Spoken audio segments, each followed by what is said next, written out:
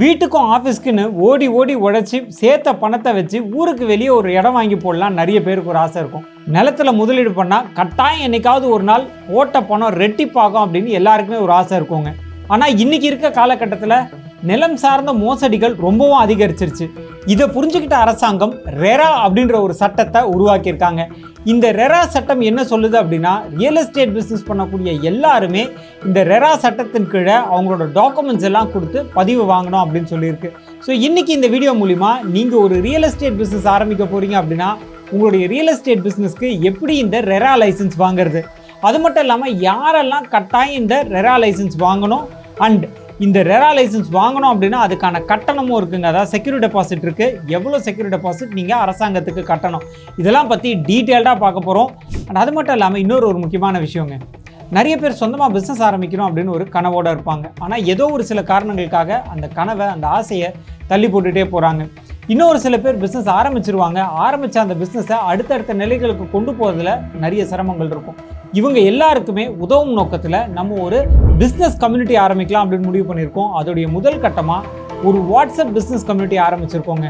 அதில் பிஸ்னஸ் பற்றின நிறைய information, business tips, business trainings எல்லாம் கொடுத்துட்ருக்கோம். நீங்களுமே அந்த கம்யூனிட்டியில் ஜாயின் பண்ணோம் அப்படின்னா அதுக்கான லிங்க் டிஸ்கிரிப்ஷனில் இருக்குது. மறக்காமல் அந்த லிங்கை கிளிக் பண்ணி கம்யூனிட்டியில் ஜாயின் பண்ணுறேங்க. வாட்ஸ்அப் கம்யூனிட்டியில் மீட் பண்ணுவோம். நான் அறிவழகன், பிஸ்னஸ் லாயர். என்னோட கம்பெனி பேர் லா இன்டெலிஜென்ஷா பிரைவேட் லிமிடெட்.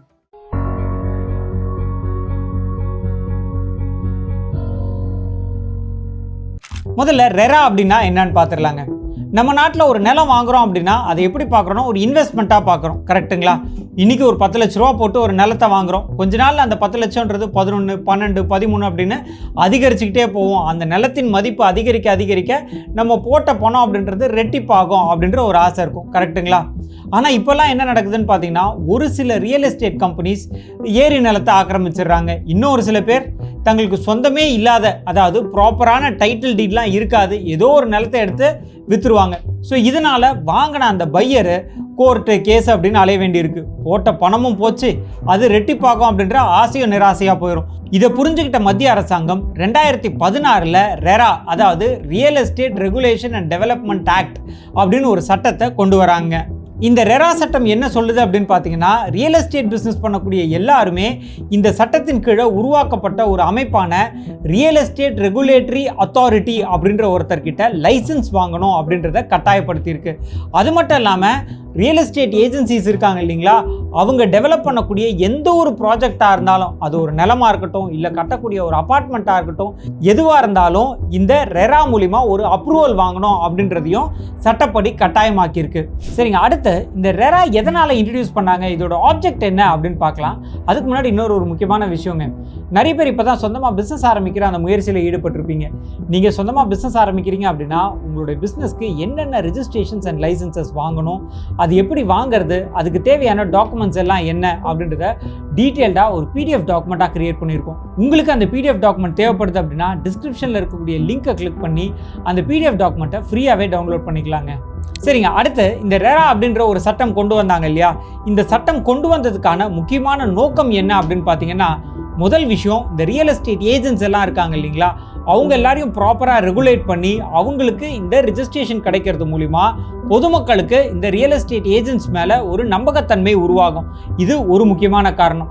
ரெண்டாவது காரணம் அப்படின்னு பார்த்தீங்கன்னா, இந்த ரியல் எஸ்டேட் ஏஜென்ட்ஸ் எல்லாம் ப்ராப்பர்ட்டிஸ் டெவலப் பண்ணுவாங்க இல்லைங்களா, அதில் எந்த விதமான ஊழலும் எந்த விதமான ஸ்கேமும் இருக்கக்கூடாது அப்படின்றதுக்காக அந்த ப்ராப்பர்ட்டிஸோட டாக்குமெண்ட்ஸ் எல்லாத்தையும் சப்மிட் பண்ணி அப்ரூவல் வாங்கினதுக்கு அப்புறமா தான் அவங்க லே அவுட்ஸை பொதுமக்கள் கிட்ட எடுத்துகிட்டு போக முடியுங்க.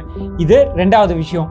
மூணாவது டிரான்ஸ்பரன்சி, அதாவது நிலம் வாங்குறாங்க இல்லையா, நிலம் வாங்குறவங்க ஆன்லைனில், அதாவது இந்த ரெரா அப்படின்றதுக்கான ஒரு போர்ட்டல் இருக்குது, அங்கே போய் இந்த லே அவுட் அப்படின்றது ப்ராப்பராக ரெஜிஸ்ட்ரேஷன் வாங்கியிருக்காங்களா இல்லையா அப்படின்றதையும் கிராஸ் வெரிஃபை பண்ண முடியும். ஸோ பொதுமக்களுக்கு ஒரு பெரிய டிரான்ஸ்பரன்சி அப்படின்றது கிடைக்குங்க. நாலாவது விஷயம், ஃப்ராடுலண்ட் ஆக்டிவிட்டீஸ். தங்களுக்கு சொந்தமே இல்லாத ஒரு ஏதோ நிலத்தை விற்கிறது, இல்லை டைட்டில் டீடில் ஃபோர்ஜரி பண்ணுறது, இல்லை ஏதாவது புறம்போக்கு நிலங்களை விற்கிறது. ஸோ இந்த மாதிரியான ஃப்ராடுலண்ட் ஆக்டிவிட்டீஸும் இந்த ரெரா மூலிமா தவிர்க்கப்படுதுங்க. சரிங்க, அடுத்து இந்த ரெரா ரிஜிஸ்ட்ரேஷன் இருக்குது இல்லைங்களா, இது 2 வகையில் இருக்குங்க. ஒன்று ரியல் எஸ்டேட் பிஸ்னஸ் பண்ணுறவங்க தங்களை இந்த ரெரா கீழே இணைச்சிக்கணும். ரெண்டாவது ரியல் எஸ்டேட் ப்ராஜெக்ட்ஸ் இருக்குது இல்லைங்களா, ஒரு லே அவுட் டெவலப் பண்ணுறது இல்லை ஒரு அப்பார்ட்மெண்ட் கட்டுறது, இந்த மாதிரியான ப்ராப்பர்ட்டி டெவலப்மெண்ட் ப்ராஜெக்ட்ஸையும் இந்த ரெரா கீழே அப்ரூவல் வாங்கணுங்க. ஸோ இந்த மாதிரி 2 வகையான ரெரா ரெஜிஸ்ட்ரேஷன்ஸ் அண்ட் அப்ரூவல் இருக்குது. சரிங்க, இந்த 2 லைசன்ஸை பற்றியும் தனித்தனியாக பார்த்துருவோம். முதல்ல இந்த ரியல் எஸ்டேட் பிஸ்னஸ் பண்ணுறவங்களுக்கான லைசன்ஸுங்க.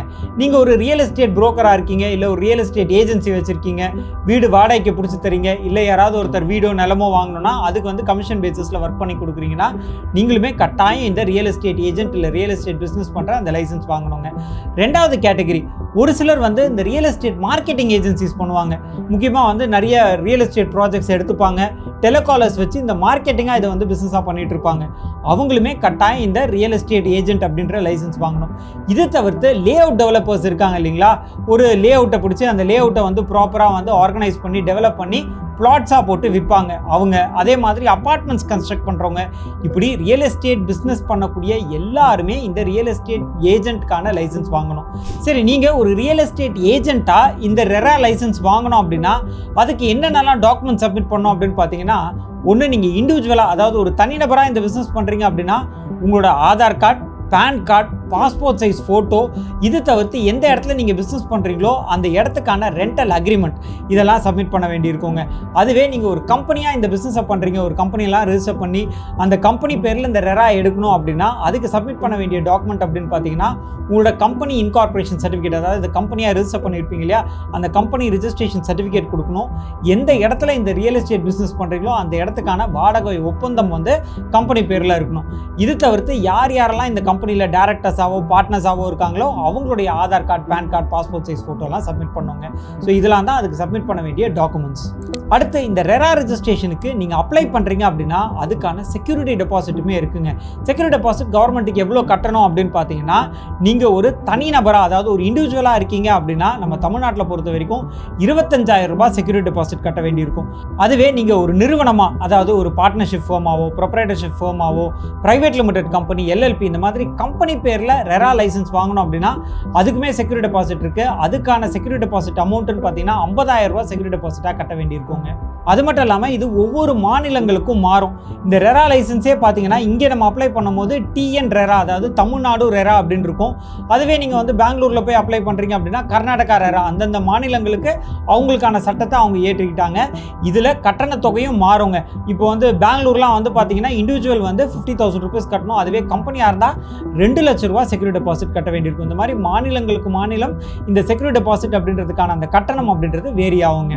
இங்கே ப்ராஜெக்ட் அப்படின்னு நான் சொல்கிறது என்னென்னா, ஒன்று நீங்கள் லே அவுட் டெவலப் பண்ணுறீங்க, இல்லை ஒரு அப்பார்ட்மெண்ட் கன்ஸ்ட்ரக்ட் பண்ணுறீங்கன்னா அதுக்குமே இந்த ரெரா வாங்க வேண்டியிருக்கும். இதுக்கு என்னென்னலாம் டாக்குமெண்ட் சப்மிட் பண்ணோம் அப்படின்னு பார்த்தீங்கன்னா, ஒன்று ப்ராஜெக்ட் பிளான், அதாவது இந்த லே அவுட் டெவலப் பண்ணுறீங்க இல்லையா, அதுக்கு லோக்கல் அத்தாரிட்டியில், அதாவது டிடிசிபி அப்ரூவல் வாங்கியிருப்பீங்க, அது சப்மிட் பண்ணணும். அதுவே நீங்கள் ஒரு அப்பார்ட்மெண்ட் கன்ஸ்ட்ரக்ட் பண்ணுறீங்க அப்படின்னா அந்த பிளான் அப்ரூவல் வாங்கியிருப்பீங்க இல்லையா, கார்பரேஷனில் போய் அந்த பிளான் அப்ரூவல் காப்பி சப்மிட் பண்ண வேண்டியிருக்குங்க. இது ஒன்று. ரெண்டாவது டைட்டில் டாக்குமெண்ட்ஸ், அதாவது யாருக்கிட்ட இருந்து இந்த ப்ராப்பர்ட்டி வாங்கினீங்க, இதுக்கு ஏதாவது வந்து பேரண்ட் டாக்குமெண்ட் இருந்துச்சுன்னா அந்த பேரண்ட் டாக்குமெண்ட், அந்த மாதிரி அது வழியாக வந்ததுக்கான அந்த டாக்குமெண்ட்ஸை சப்மிட் பண்ணுங்க. மூணாவது ரொம்ப முக்கியமான ஒரு விஷயம், கம்ப்ளீஷன் டைம்லைன். எந்த டைம்குள்ளே இந்த ப்ராஜெக்டை நீங்கள் முடிக்க போகிறீங்க. ஒரு அப்பார்ட்மெண்ட்டாக இருந்தால் எவ்வளோ நாள் ஆகும் இதை கன்ஸ்ட்ரக்ட் பண்ணுறதுக்கு, அதுக்கான டெட்லைன் கொடுக்கணும். அதுவே லே அவுட்டாக இருந்தால் எல்லாத்தையும் நீங்கள் வந்து எப்போ டெவலப் பண்ணி அந்த கடைசியாக மார்க்கெட்டுக்கு எப்போ எடுத்துகிட்டு போகிறீங்க, அந்த டெட்லைன் அப்படின்றத நீங்கள் கொடுக்க வேண்டியிருக்குங்க. இதெல்லாம் தான் நீங்கள் இந்த ப்ராஜெக்ட்டுக்கான ரெரா அப்ரூவல் வாங்குறதுக்கு சப்மிட் பண்ண வேண்டிய டாக்குமெண்ட்ஸ். அண்ட் இதுக்குமே கட்டணம் இருக்குது. நீங்கள் ஒரு ரெசிடென்ஷியல் ப்ராஜெக்ட் டெவலப் பண்ணுறீங்க அப்படின்னா அதுக்கான கட்டணமாக ஒரு ஸ்கொயர் ஃபீட்டுக்கு 10 ரூபாயிலிருந்து 20 ரூபா வரைக்கும் கட்ட வேண்டியிருக்கும். இது வந்து எப்படி மாறும் அப்படின்னு பார்த்தீங்கன்னா, அந்த ஏரியா எவ்வளோ அது ஸ்கொயர் ஃபீட் அப்படின்றதுக்கு ஏற்ற மாதிரி 10லேருந்து 20 ரூபா வரைக்கும் கட்டணம் வந்து வசூல் பண்ணப்படும். அதுவே ஒரு கமர்ஷியல் ப்ராப்பர்ட்டியாக நீங்கள் வந்து டெவலப் பண்ணுறீங்க அப்படின்னா 25 ரூபாயிலிருந்து 50 ரூபா வரைக்கும் ஒரு ஸ்கொயர் ஃபீட்டுக்கு சார்ஜ் பண்ணுறாங்க. ஸோ இதுதான் நீங்கள் செக்யூரிட்டி டெபாசிட்டாக கவர்மெண்ட்டுக்கு கட்ட வேண்டிய தொகை.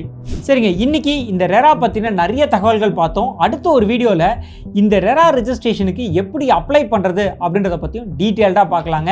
நான் அறிவழகன், பிஸ்னஸ் லாயர். என்னோட கம்பெனி பேர் ல இன்டெலிஜென்ஷியா பிரைவேட் லிமிடெட். நன்றி, வணக்கம்.